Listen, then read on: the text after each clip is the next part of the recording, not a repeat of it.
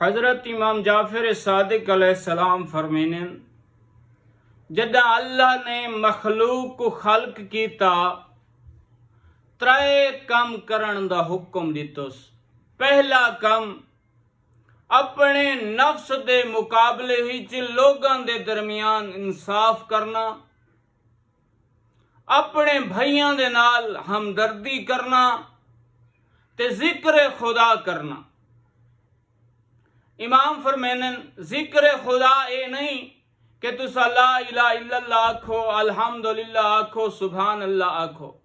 ये आखना नेकी है, सवाब दा काम है, मगर अमरे खुदा दी इताअत करना, अल्लाह जेड़े कम्मां दा हुक्म दिता है वो करना ते जेड़े कम्मां तू करीम खालिक ने रोका है उ तू रुक वंजना, ये इताअत खुदा है।